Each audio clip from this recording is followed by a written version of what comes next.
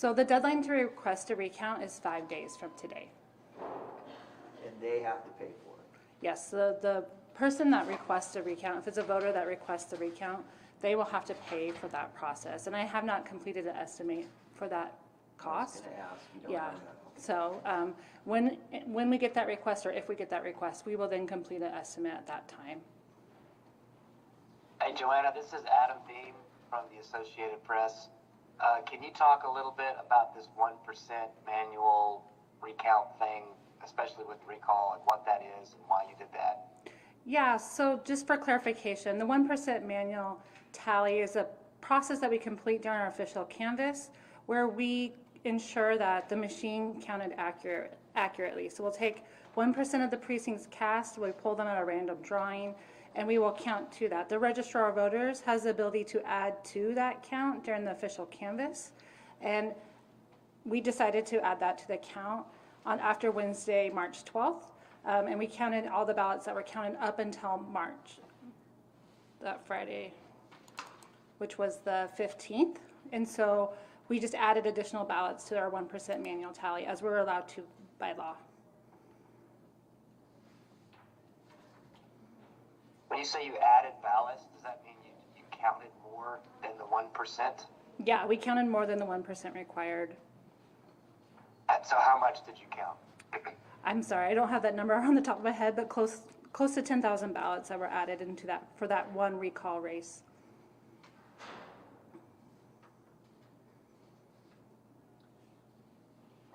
During the Tuesday Board of Supervisors meeting, you answered some questions from Supervisor Cry about discrepancies between estimated ballot numbers in recent releases, and you talked about how each time it's an estimated number.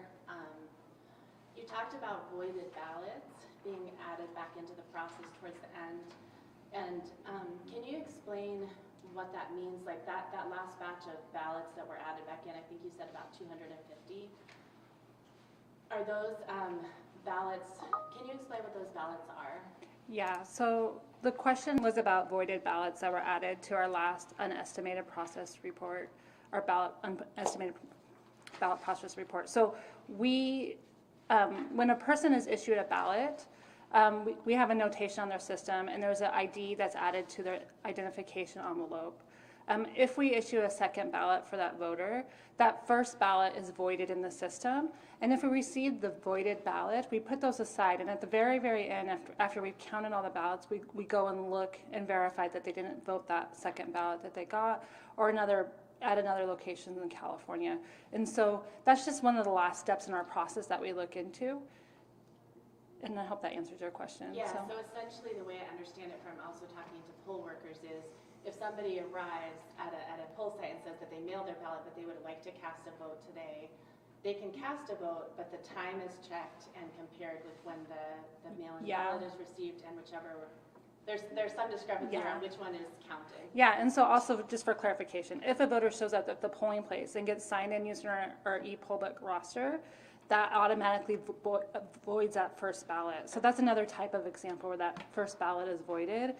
And so it marks that ballot as good immediately. So. Is that how overvotes are created? No, overvotes are created when the person selects more than one or more than what is allowed on that contest. If it's a vote for 2 and they select 3, that's called an overvote. Okay. And the undervotes, 300? Hi, Joanna, Did not. I don't know if you can hear me. I'm sorry to... Thanks for your patience on this. On the recall, are you saying that your office hand counted every one of those ballots? Not every single ballot. More than the 1%? Yeah, we just counted more than the 1%. Anything that was tallied after March 15th, we did not include as part of the 1%, and it's not hand counted. But the majority of the ballots were counted as part of that 1% manual audit, and that's concurrent with what we traditionally do in the office when we have close races. Can you repeat your question? Yeah, just the undervotes are people that voted in the election but not on a particular issue or recall. Yeah. Okay. So 9,382 ballots were cast for the recall. You just said, I believe you just said you didn't hand count every single one of those ballots. You know about how many you did? Yeah, so actually, if you look at the top number, it's more than 9,000. It's probably closer to 11,000 when you're looking at the recall race. So you can see, I'm sorry. I apologize. So my estimate was just going off the top of my head. That wasn't an actual number. So I don't know the actual number. I haven't verified on that variance report, but it will be posted in our statement of vote, what we actually counted for that recall race. The report will include the number of ballots in each batch, what the hand count result was, and what the machine count result was. Okay. Yeah. So my apologies on that. And just to be clear, Alan Long exceeded the threshold to avoid a runoff, is that right? Yeah, you need 50% plus 1 of the votes, and yeah, I think he has 50% plus 14. Do you know, probably don't know this question, but do you know by how many votes he exceeded that margin?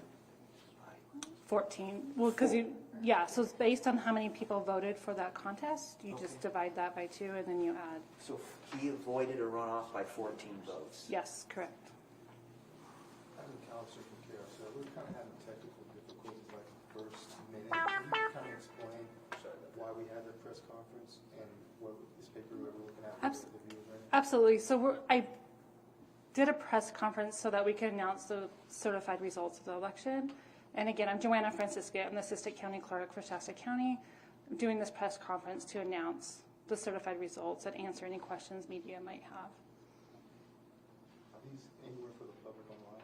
They're getting posted for the public right now. My staff is working on that. Very shortly it should be up.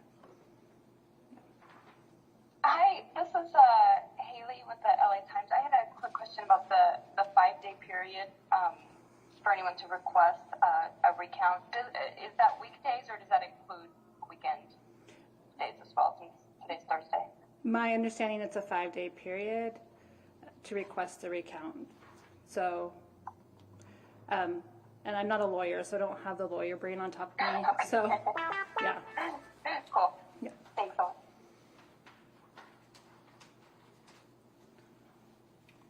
Can I ask you a question? Yeah. With the 1% count, I believe you did a full recount of the District 1. I did a Is that- recount up until March 15th of the ballots that were cast, that we had tabulated through March Up till 15th. then, okay. Yeah. Did you see any discrepancies between the count that you guys did here by hand versus the machine count? No, we did not. So again, it's an audit, so we're looking at the results of the audit of the machine count, and we're comparing that. Any discrepancies that we would have seen, we're going to be posting on our statement of vote. So just for clarification, I haven't fully looked at that report yet. That's next on my list, and I'll have that posted as included in the statement of vote. Which Okay. is up online right now? It will be up online by the end of this week. Okay. Joanna, I don't have the results in front of me. I don't think you said they're not posted yet. Can you announce what the results were of the recall? Sure. Supervisor District 1, the yes votes were 4,666, and the no votes were 4,716.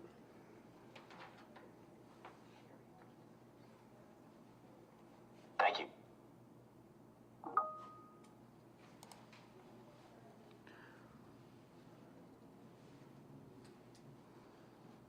As far as, they should be on our website right now, is my understanding as well.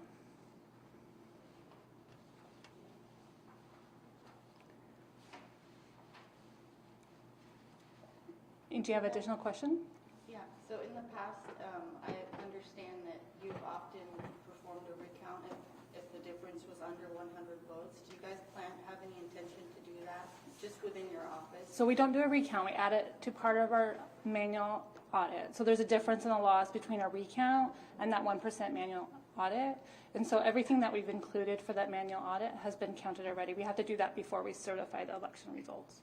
Okay, so you guys don't have any intentions of doing that at this point for District 2? We went through about half of the ballots for District 2, so we did a majority of the ballots for District 2 above and beyond the 1% manual tally requirements. Okay.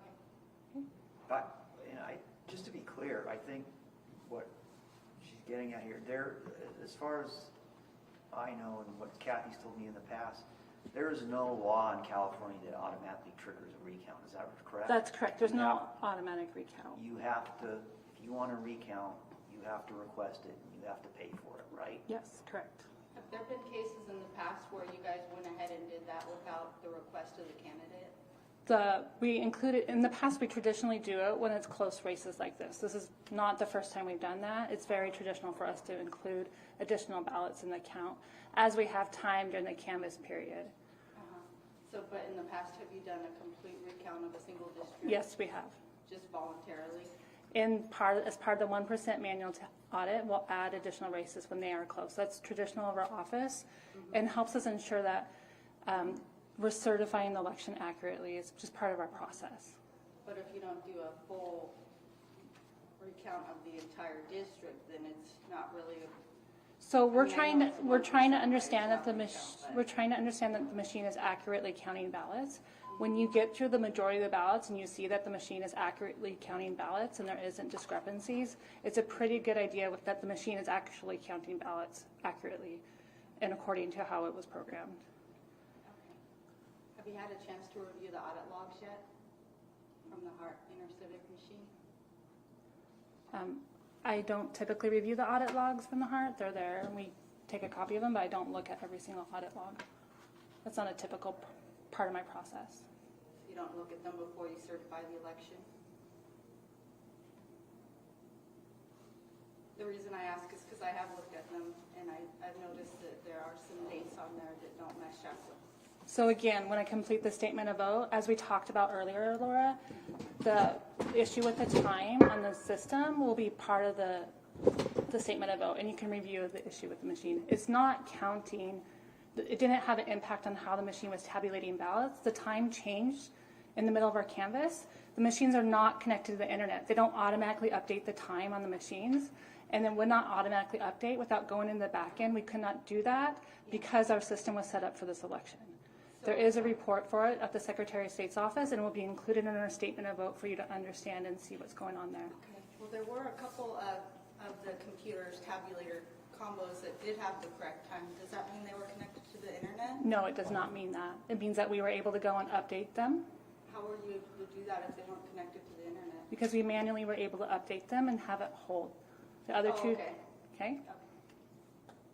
Hey, Joanna, this is Adam again.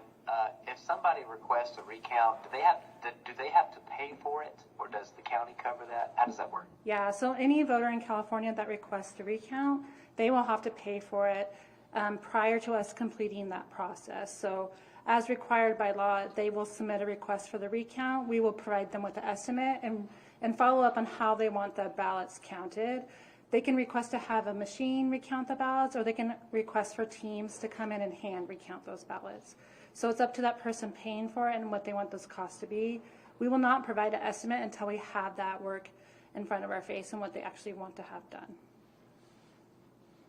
Do you Thank you. recall what the cost was when, I think it was Mark Kent who requested and then rescinded his request for a recount in 2022? It was more than $10,000 for the first. So the first couple of days, it's a lot of work where you're prepping everything, you're buying supplies, a big team is going and pulling the ballots, and then after that, you're paying the poll worker pays for the board members to come in and actually count, and you have to count in teams of 4, and it's a different process by law. So the poll worker pay for each board is about at least $400 per day for each board that would be hand counting on top of staff time to be doing that work, overseeing. Whether it's me as the assistant registrar or my other lead staff, the staff time gets pretty expensive quick.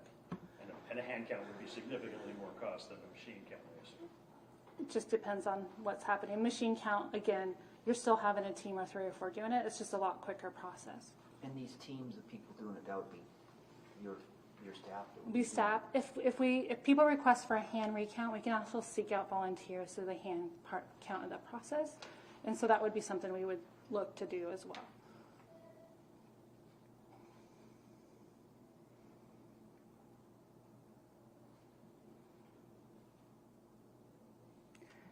Are there any more questions online?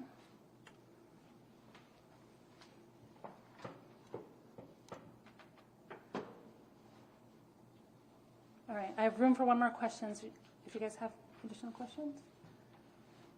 Okay, well, thank you for your time. I appreciate, and thanks again to the community for their patience. our poll workers for their amazing job they did on Election Day, and to the staff that worked so hard to ensure these ballots were accurately counted. I really appreciate them and the work that they've done. So thank you very much.